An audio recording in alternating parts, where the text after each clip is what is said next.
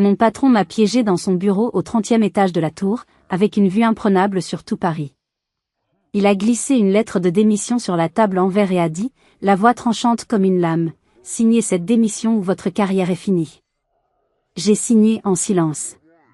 Il n'a pas vu le petit ajout que j'ai fait près de ma signature, un détail minuscule qui allait transformer ce simple papier en une bombe à retardement juridique. Le lendemain matin, quand les ressources humaines l'ont convoqué, son visage, autrefois si arrogant, s'est décomposé. Il pensait m'avoir détruite, mais il venait en réalité de signer sa propre fin.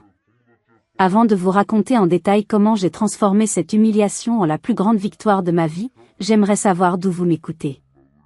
Dites-moi dans les commentaires depuis quelle ville ou quel pays vous suivez cette histoire, et quelle heure il est chez vous en ce moment. C'est fascinant de voir jusqu'où nos histoires peuvent voyager. Maintenant, revenons à cette salle de conférence, où mon monde a failli basculer. Les mots d'Alain Blanchard résonnaient encore entre les parois de verre. Tes performances ne sont plus à la hauteur, Chloé. Un mensonge. Un mensonge si énorme qu'il aurait pu remplir toute la défense. 3 ans. 3 ans que je donnais tout pour Innovatech Solutions.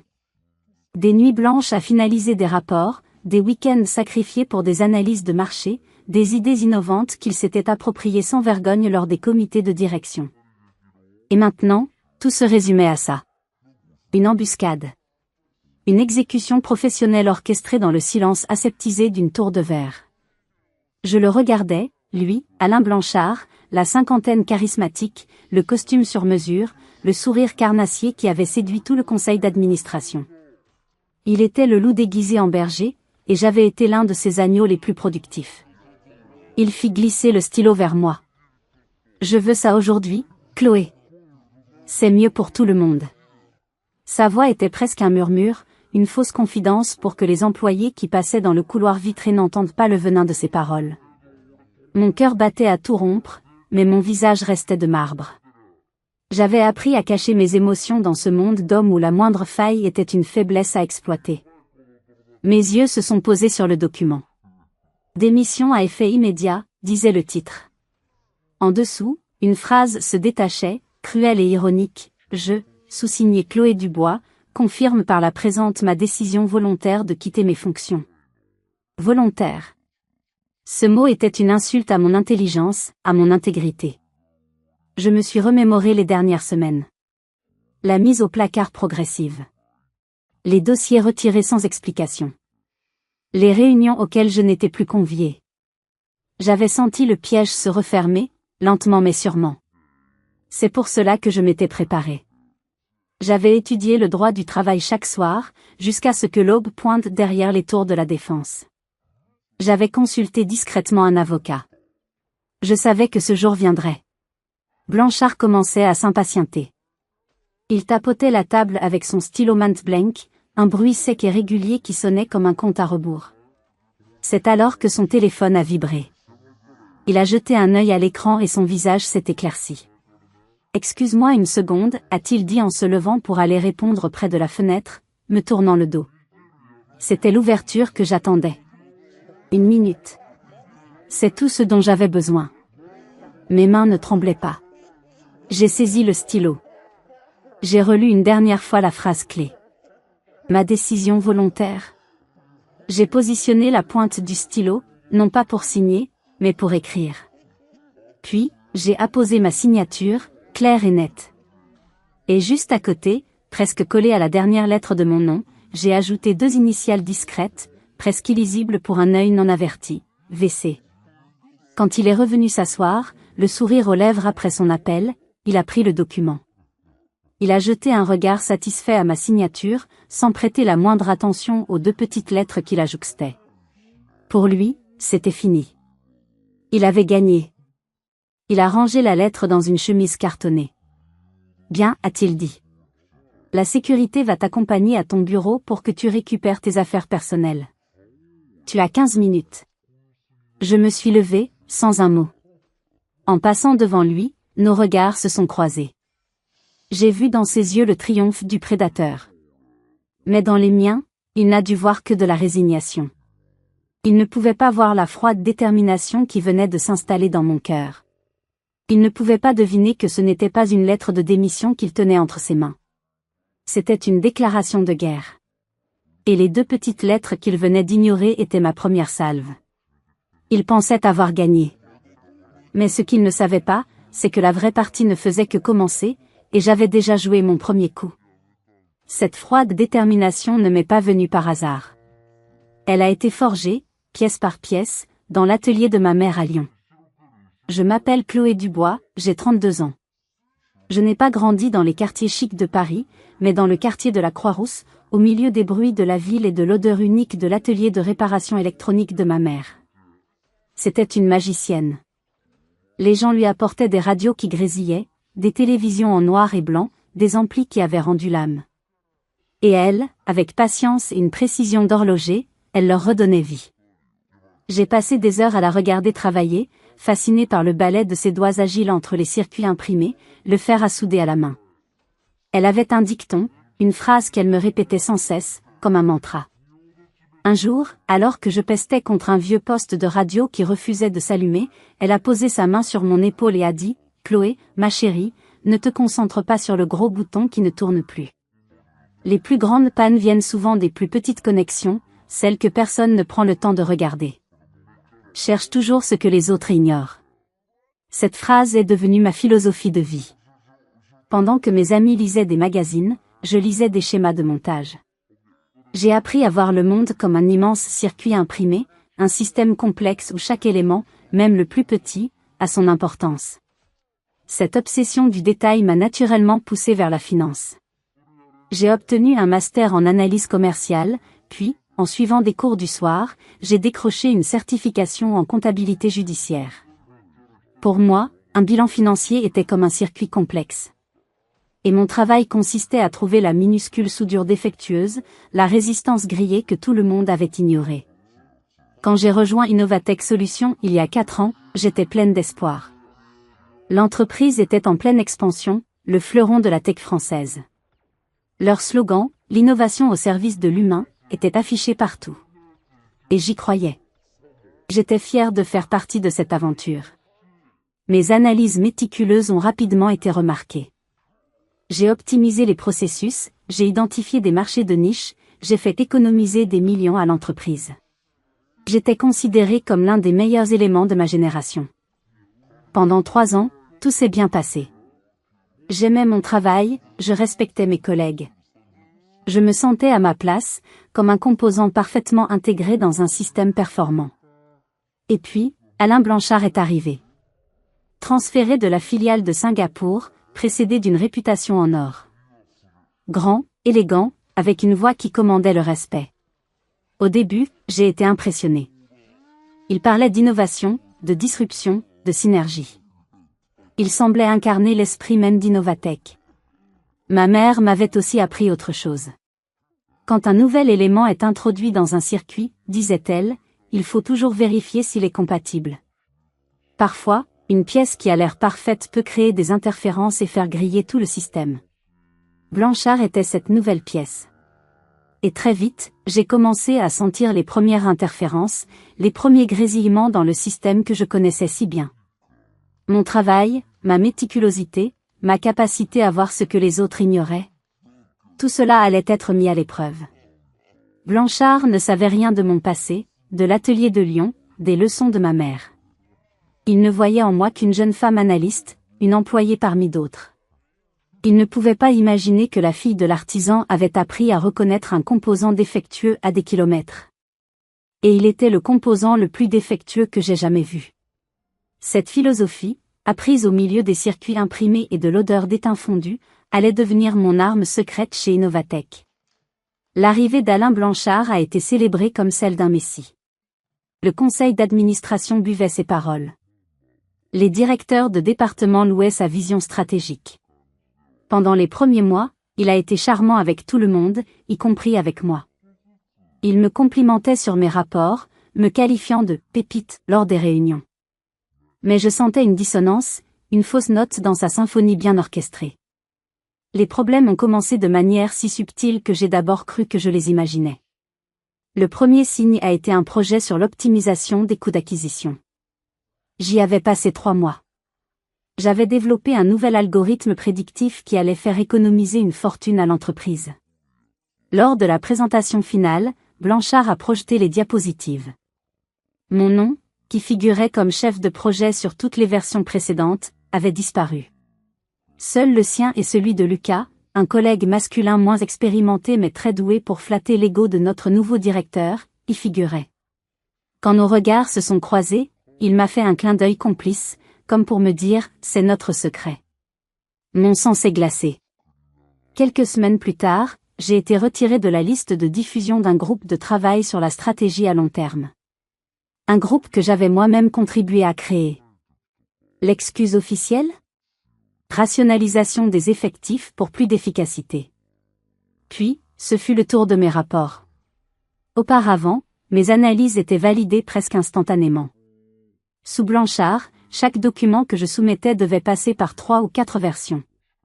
Il faut plus de clarté, Chloé, disait-il. Sois plus synthétique. Pendant ce temps, les rapports de Lucas, qui contenaient souvent des approximations que je devais corriger en coulisses, étaient approuvés avec les félicitations du jury. J'en ai parlé à ma collègue et amie, Sophie.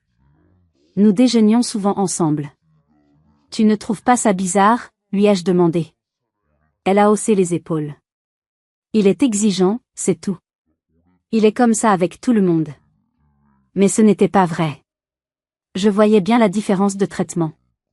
J'étais la seule femme analyste senior de l'équipe, et j'avais l'impression que ma compétence était constamment remise en question, alors que celle de mes homologues masculins était tenue pour acquise.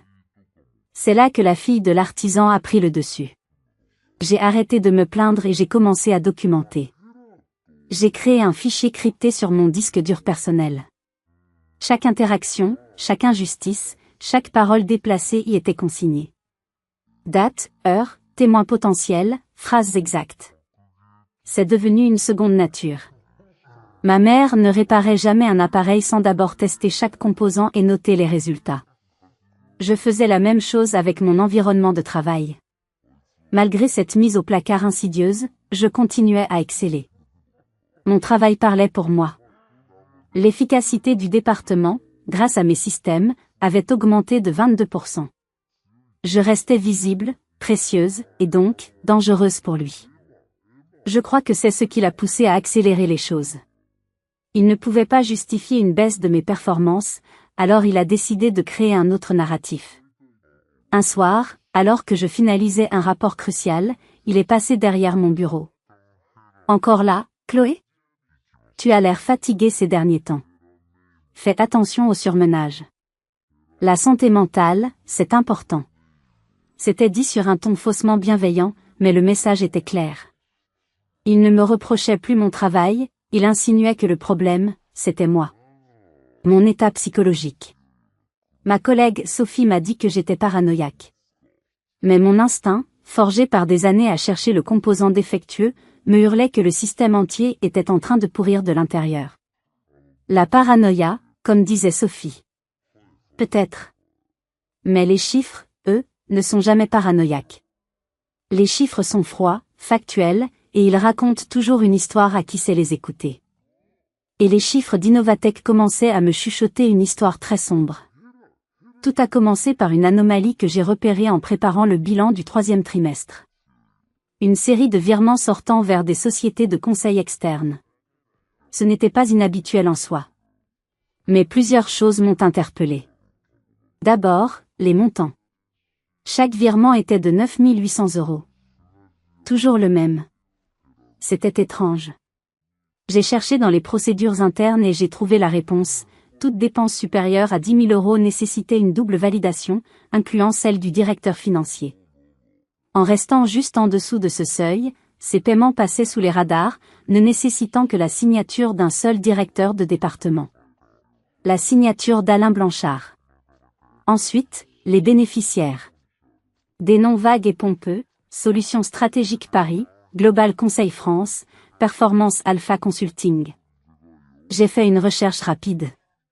Aucune de ces sociétés n'avait de site internet digne de ce nom.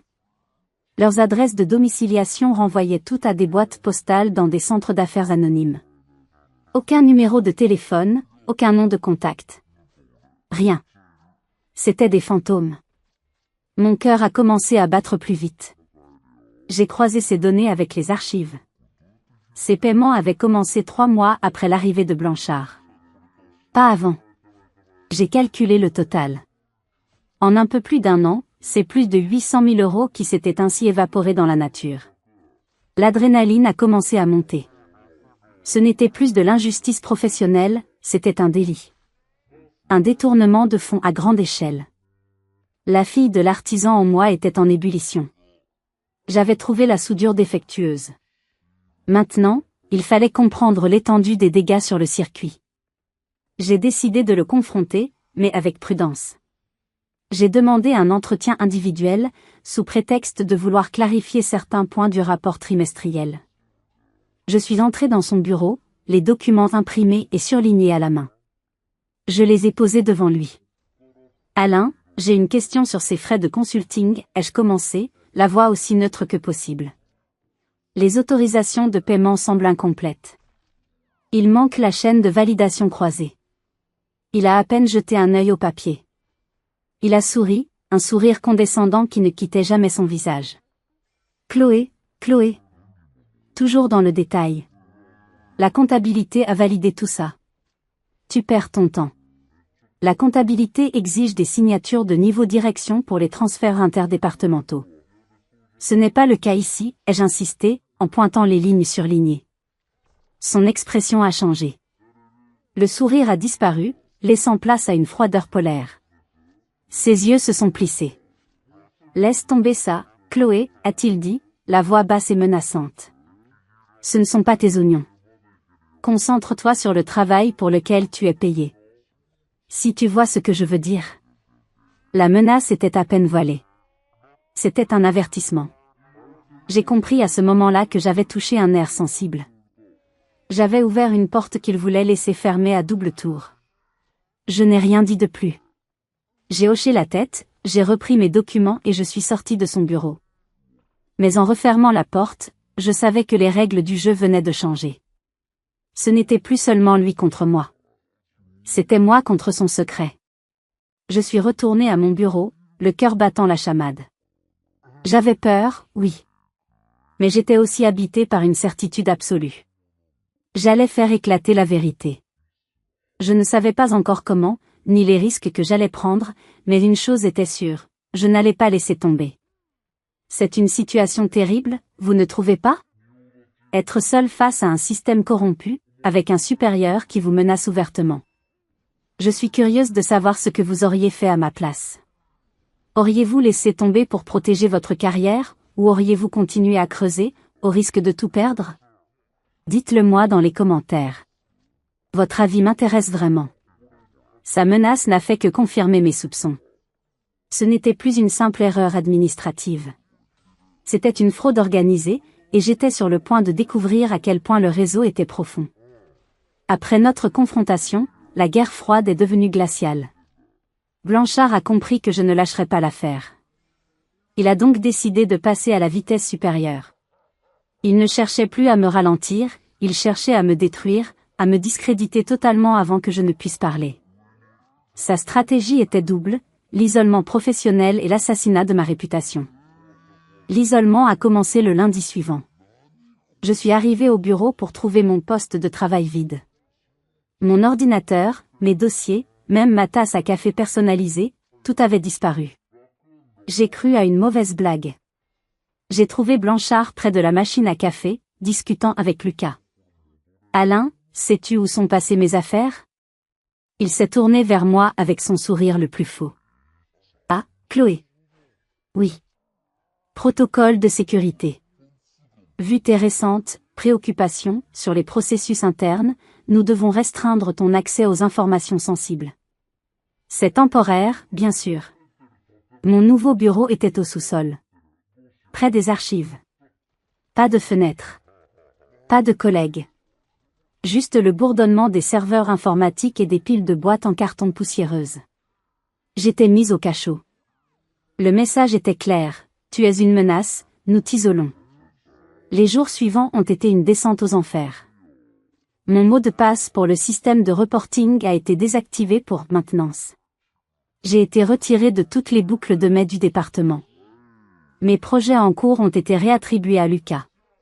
J'étais devenu un fantôme dans l'entreprise où j'avais tant donné. Mais l'attaque la plus vicieuse, la plus perverse, n'était pas professionnelle. Elle était personnelle. Blanchard a commencé à faire circuler une rumeur. Une rumeur sale, insidieuse, conçue pour me détruire en tant que femme dans un milieu d'hommes. Il a commencé à laisser entendre que si j'avais si bien réussi au début, ce n'était pas grâce à mes compétences, mais parce que j'entretenais une relation très proche avec mon ancien directeur, un homme marié et père de famille qui avait pris sa retraite l'année précédente. La rumeur s'est répandue comme un poison. Je le voyais dans le regard des gens. Les hommes me regardaient avec un mélange de mépris et de curiosité malsaine. Les femmes, elles, me regardaient avec déception, comme si je les avais trahis. Les conversations s'arrêtaient net quand j'entrais dans la cuisine. Les invitations à déjeuner après le travail ne m'arrivaient plus. Le pire a été Sophie. Mon amie. Je l'ai vue un jour chuchoter avec 2 autres collègues près de la fontaine à eau. Quand elles m'ont aperçue, elles se sont tues et se sont dispersées. Plus tard, je suis allée la voir. Sophie, qu'est-ce qui se passe? Elle n'arrivait pas à me regarder dans les yeux. Les gens parlent, Chloé, a-t-elle murmuré. Je ne sais plus quoi penser. Ce jour-là, j'ai pleuré. Pour la première fois depuis le début de cette histoire. Pas dans les toilettes du bureau, mais chez moi, le soir, seul dans mon appartement. J'ai pleuré de rage, de frustration, d'impuissance. Il ne m'attaquait plus sur mon travail, il souillait ma personne, mon intégrité. C'était une tactique de harcèlement moral d'une cruauté absolue. Il cherchait à me pousser à bout, à me faire craquer pour que je démissionne de moi-même, vaincu et humilié. J'ai pensé à ma mère. J'ai pensé à ses mains, parfois abîmées par le travail, mais toujours si précises. J'ai pensé à sa patience, à sa façon de ne jamais abandonner face à un circuit complexe. Et j'ai séché mes larmes. La tristesse s'est transformée en une colère froide, une détermination de fer. Il voulait me détruire? Il voulait me faire passer pour une femme instable et calculatrice? Très bien. J'allais utiliser cette image à mon avantage. Il ne se contentait pas de m'attaquer professionnellement. Il essayait de détruire ma réputation, mon identité. Mais chaque murmure dans le couloir, chaque regard de travers, ne faisait que renforcer ma détermination à exposer la pourriture qu'il cachait. Blanchard voyait que l'isolement et les rumeurs ne suffisaient pas à me faire plier. Je continuais à venir travailler chaque jour, la tête haute, même si mon bureau était un placard au sous-sol et que mes journées consistaient à classer de vieilles archives. Il lui fallait une preuve. Une preuve irréfutable de mon incompétence et de mon instabilité. Et puisqu'il n'en trouvait pas, il a décidé de la fabriquer. L'occasion s'est présentée avec le rapport annuel de performance, un document stratégique majeur présenté au conseil d'administration. Malgré ma mise au placard, une petite partie de ce rapport m'avait été assignée des mois auparavant, avant que la guerre ne soit déclarée. C'était une analyse prédictive sur les marchés émergents en Asie du Sud-Est. Un sujet que je maîtrisais sur le bout des doigts. C'était ma dernière chance de montrer officiellement ma valeur. J'y ai travaillé avec l'acharnement du désespoir, vérifiant chaque chiffre, chaque source, chaque virgule. C'était un travail parfait. La veille de la réunion, j'ai envoyé la version finale à Blanchard, comme la procédure l'exigeait. J'ai hésité une seconde, un pressentiment étrange. J'ai donc pris une précaution. J'ai sauvegardé le fichier final sur une clé USB personnelle et je me suis envoyé une copie par email, pour avoir un horodatage incontestable. Le lendemain, la grande salle de réunion du conseil était pleine. Toute la direction était là. L'ambiance était lourde. Blanchard a commencé la présentation. Quand il est arrivé à la partie sur les marchés émergents, il a projeté mes diapositives. Et il s'est arrêté. Il a froncé les sourcils, feignant la surprise. Attendez une seconde, a-t-il dit, en s'approchant de l'écran géant. Il y a quelque chose qui ne colle pas ici. Un silence de mort s'est abattu sur la salle. Il a pointé un chiffre sur un graphique. Chloé, peux-tu nous expliquer ce chiffre? Il semble erroné. Grossièrement erroné. Je me suis levée, le cœur au bord des lèvres. J'ai regardé le chiffre. Ce n'était pas mon chiffre. Il avait été modifié. L'erreur était énorme, une inversion de 2 décimales qui changeait complètement la conclusion de l'analyse, la faisant passer d'une opportunité de croissance à un risque de perte catastrophique. Une erreur de plusieurs millions d'euros. Une erreur qu'un analyste junior n'aurait jamais commise. Ce n'est pas mon rapport, ai-je dit, la voix tremblante. Blanchard a eu un petit rire plein de pitié. Comment ça, ce n'est pas ton rapport, Chloé? C'est le fichier que tu m'as envoyé hier soir à 23h47. Il a projeté les métadonnées du fichier, montrant la date et l'heure de la dernière modification. Mon nom y figurait. J'étais piégé. Devant tout le monde. Les visages des directeurs étaient passés de l'intérêt à l'inquiétude, puis à la déception.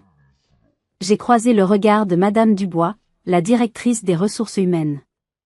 Il était froid et accusateur. La rumeur sur ma prétendue instabilité et ma liaison devait lui revenir en tête. Tout s'emboîtait parfaitement pour eux. La fille qui a réussi trop vite, qui a craqué sous la pression, et qui maintenant faisait des erreurs impardonnables.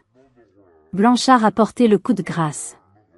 Je crois que Chloé est un peu surmenée en ce moment, a-t-il dit à l'Assemblée avec une fausse compassion. Nous allons devoir revoir toute cette analyse. C'est une erreur très préoccupante. L'humiliation était totale. Publique. Dévastatrice. J'ai dû rester assise pour le reste de la réunion, sentant tous les regards peser sur moi, les chuchotements, les jugements.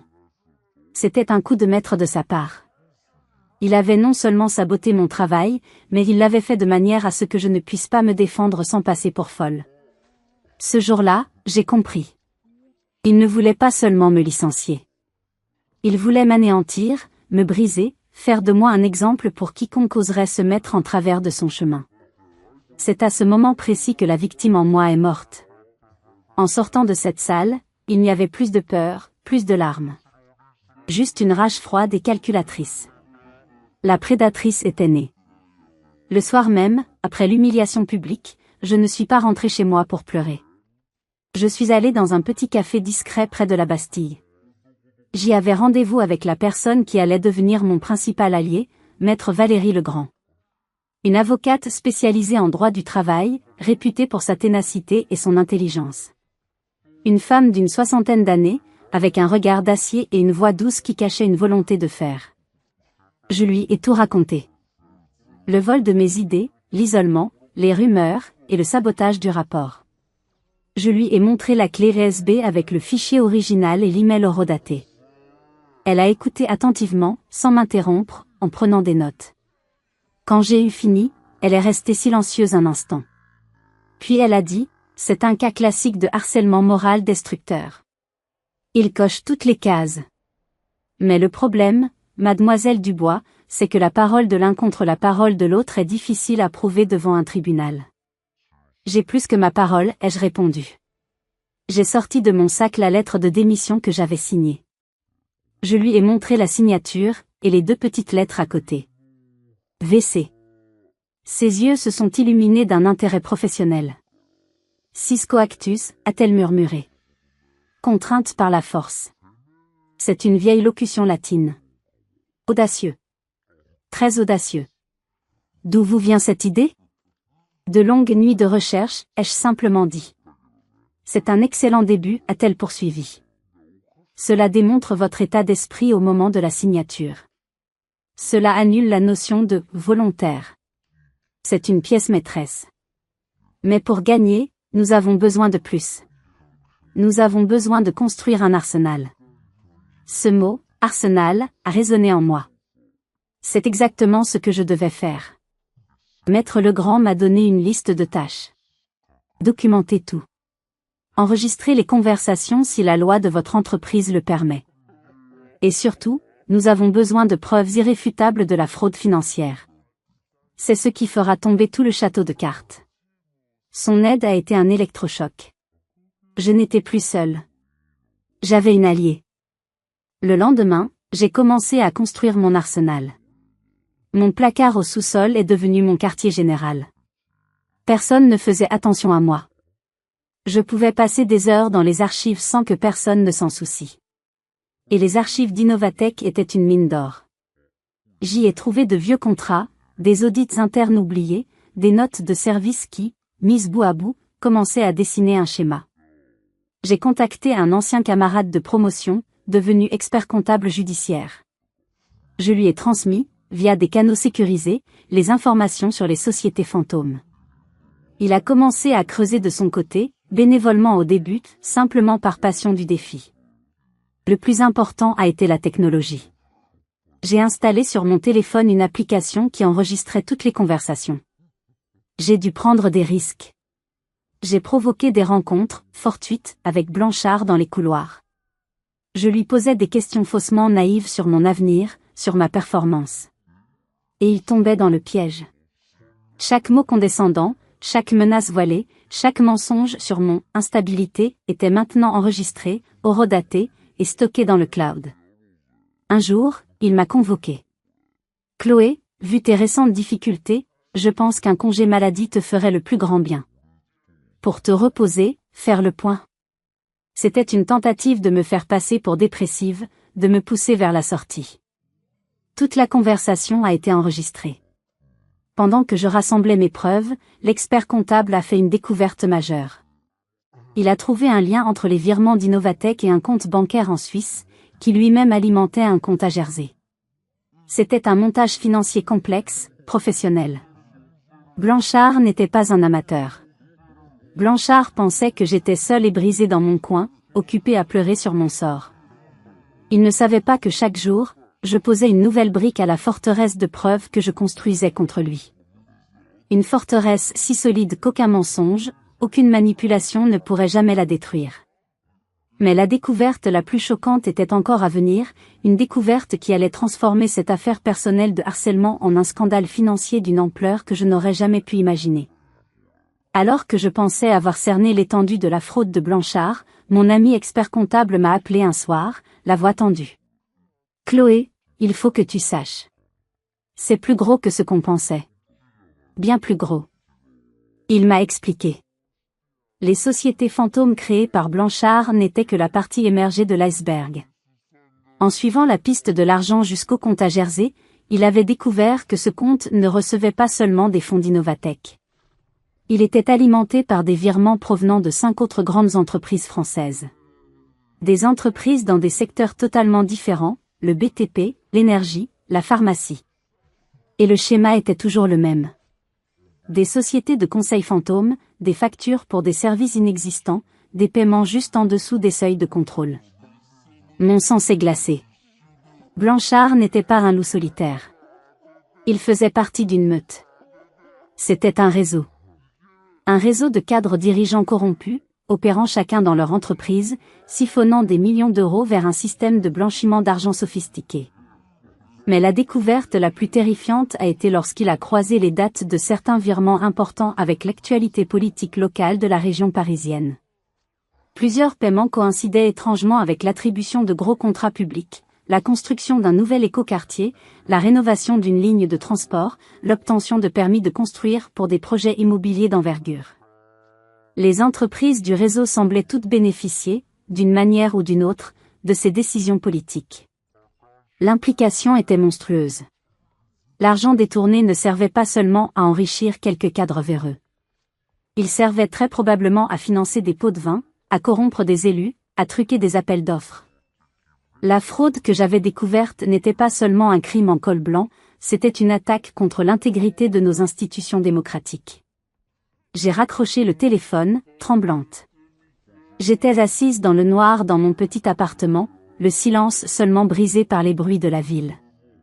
J'étais partie d'une injustice personnelle, d'une humiliation dans un bureau. Et maintenant, je me retrouvais face à une conspiration criminelle qui dépassait l'entendement. J'avais en ma possession des informations qui pouvaient faire tomber des têtes bien plus haut placées que celles de Blanchard. Des hommes politiques, des capitaines d'industrie. La peur, une peur viscérale, s'est emparée de moi. Ce n'était plus un combat pour ma carrière. C'était devenu dangereux. Ces gens-là, s'ils se sentaient menacés, ne se contenteraient pas de faire circuler des rumeurs. J'ai pensé à tout abandonner. À prendre mes preuves et à les donner anonymement à un journaliste. à disparaître. Puis, l'image de ma mère m'est revenue. Je la revoyais, penchée sur un téléviseur en panne. Elle m'avait expliqué un jour ce qu'était un court-circuit. Parfois, Chloé, avait-elle dit, un seul petit fil dénudé peut toucher le mauvais contact et mettre le feu à toute la maison.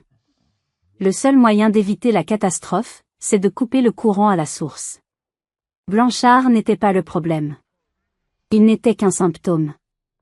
Le véritable problème, c'était le réseau, la source du courant corrompu. Et j'étais la seule à avoir le plan du circuit. Je savais où se trouvait l'interrupteur. J'avais deux choix. Le premier, reculer, me protéger, et laisser la maison brûler. Le second, avancer, prendre le risque de me brûler moi-même, mais couper le courant une bonne fois pour toutes. Le souvenir de ma mère, de son intégrité, de son courage tranquille face au système complexe, m'a donné la réponse. Je n'allais pas reculer. J'allais aller jusqu'au bout. La décision était prise. Le lendemain matin, j'ai appelé Maître Legrand. Nous avons tout, lui ai-je dit. C'est bien plus qu'un simple cas de harcèlement et de fraude. C'est un réseau. Je lui ai exposé les dernières découvertes. Un silence a suivi à l'autre bout du fil. Chloé, a-t-elle finalement dit, la voix grave, vous réalisez ce que cela implique? Vous allez vous attaquer à des gens très puissants. Je sais, ai-je répondu. Mais nous ne pouvons plus reculer. Il faut agir, et vite. Maître Legrand a coordonné l'offensive avec une efficacité redoutable. Elle n'a pas contacté la police locale. Elle est allée directement frapper à la porte de l'Agence française anticorruption, AFA, et du Parquet national financier, PNF. Des entités spécialisées dans la grande délinquance économique et financière. Elle leur a présenté un dossier si complet, si méticuleusement préparé, qu'ils n'ont pas eu d'autre choix que d'agir immédiatement et en toute discrétion. L'opération a été lancée une semaine plus tard. Un mardi matin. Je n'étais pas au bureau. Sur les conseils de mon avocate, je m'étais mise en arrêt maladie. J'étais assise à la terrasse d'un café, de l'autre côté de l'esplanade de la Défense, avec une vue directe sur l'entrée de la tour Innovatech. Je buvais un café, mes mains tremblaient légèrement autour de la tasse chaude. À 9 heures précises, deux berlines noires banalisées se sont garées en silence le long du trottoir. Plusieurs hommes en costume sombre en sont descendus. Ils n'étaient pas pressés. Ils marchaient avec le calme et l'assurance de ceux qui savent que la partie est déjà gagnée. Ils ont franchi les portes tournantes du hall d'entrée. L'opération, main propre, était lancée. J'ai attendu. 20 minutes plus tard, mon téléphone a vibré. C'était un message de Maître Legrand, ils sont au 30e étage. C'est le moment. J'ai traversé l'esplanade. Mon cœur battait la chamade. En arrivant au 30e étage, l'ambiance avait changé. Fini le calme feutré. Des employés chuchotaient en petits groupes, les visages inquiets. J'ai vu Madame Dubois, la DRH, discuter nerveusement avec un des enquêteurs. J'ai avancé dans le couloir. La porte du bureau de Blanchard était ouverte. Il était là. Assis à sa propre table, mais il n'était plus le roi. Deux enquêteurs se tenaient en face de lui. Quand il m'a vu dans l'encadrement de la porte, ses yeux se sont écarquillés de stupeur. La haine et l'incompréhension se lisaient sur son visage. Je suis entré, accompagné de Maître Legrand qui venait de me rejoindre. « Bonjour Alain », ai-je dit, ma voix parfaitement calme. « Chloé. Qu'est-ce que tu fais ici » a-t-il balbutié. « Je collabore », ai-je simplement répondu. Un des enquêteurs a pris la parole. « Monsieur Blanchard, nous avons des preuves de détournement de fonds, de création de sociétés écrans, de blanchiment d'argent en bande organisée. » Il a essayé de nier, de jouer l'indignation. C'est absurde. Ce sont les fantasmes de cet employé instable. C'est là que Maître Legrand est intervenu. Elle a posé sur la table une copie de ma lettre de démission. « Monsieur Blanchard, vous reconnaissez ce document ?» Il a hoché la tête. « Regardez la signature » a-t-elle poursuivi. Elle a pointé les deux petites lettres. « VC, savez-vous ce que cela signifie » Sis coactus. Cela signifie « contraint par la force ». Ce document, loin d'être une démission, est la première pièce à conviction d'un dossier de harcèlement moral qui a poussé ma cliente à enquêter sur vos agissements. Le visage de Blanchard s'est décomposé. L'arrogance a laissé place à la panique, puis à la compréhension totale. Il a compris qu'il avait été battu non pas par un audit ou une enquête interne, mais par une employée qu'il avait sous-estimée, harcelée, et poussée dans ses derniers retranchements. Il a compris que la plus petite connexion, le plus petit détail qu'il avait ignoré, venait de faire sauter tout son système. L'enquêteur lui a lu ses droits et lui a demandé de le suivre. En passant devant moi, menotté, son regard n'était plus haineux. C'était un regard vide. Le regard d'un homme qui a tout perdu. Si vous croyez que des gens comme Blanchard finissent toujours par payer pour leurs crimes, et si cette histoire vous touche, n'oubliez pas de vous abonner à la chaîne. Car ce qui s'est passé ensuite a prouvé que la justice, même si elle est parfois lente, peut être absolument dévastatrice et réparatrice. L'arrestation d'Alain Blanchard a provoqué un séisme chez Innovatech et bien au-delà. Le nom de l'entreprise était dans tous les journaux, associé à un scandale de corruption d'envergure nationale. Le cours de l'action a chuté. Le conseil d'administration était en panique. Il devait agir, et vite, pour sauver ce qui pouvait encore l'être. 3 jours après l'arrestation, j'ai reçu un appel du PDG en personne, Monsieur Delcourt. Un homme que j'avais à peine croisé dans les couloirs. Il voulait me rencontrer d'urgence. Le rendez-vous a eu lieu dans un grand hôtel parisien, loin des bureaux de l'entreprise devenue le centre de l'attention médiatique. Il était pâle, l'air fatigué. Il ne m'a pas fait de grands discours. Chloé. Mademoiselle Dubois. Nous vous devons des excuses. Et nous vous devons beaucoup plus que cela. Nous avons été aveugles. J'ai été aveugle. Il m'a dit que l'entreprise voulait me réintégrer. Pas à mon ancien poste. Il m'a proposé de créer un nouveau département, un département qui n'existait pas jusqu'alors, la direction de l'éthique et de la conformité. Et il voulait que j'en sois la directrice. Avec un salaire doublé, un poste au comité de direction, et carte blanche pour tout remettre à plat. C'était une offre incroyable. Une revanche éclatante. Mais en l'écoutant, je ne ressentais pas de joie, seulement une lourde responsabilité. J'ai pensé à toutes les fois où j'avais été ignorée, humiliée. J'ai pensé à Sophie qui avait cru les rumeurs. J'ai pensé à Madame Dubois, la DRH, qui n'avait rien vu, ou n'avait pas voulu voir. Monsieur Delcourt, ai-je répondu, j'apprécie votre offre. Mais si j'accepte, ce ne sera pas pour mettre un pansement sur une plaie infectée. Ce sera pour opérer à cœur ouvert. Blanchard n'a pas pu agir seul pendant si longtemps sans une certaine complaisance, sans une culture d'entreprise qui a permis à un tel comportement de prospérer. Si je reviens, c'est pour tout changer. Son regard a montré une lueur de respect. C'est exactement ce que nous attendons de vous. Vous avez carte blanche.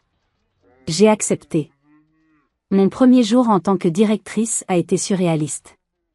Je suis retournée au 30e étage, mais cette fois, c'est le bureau de Blanchard qui est devenu le mien. La première chose que j'ai faite a été de faire enlever la table en verre et de la remplacer par une grande table en bois chaleureuse. Un symbole. Ma première décision a été de convoquer Madame Dubois.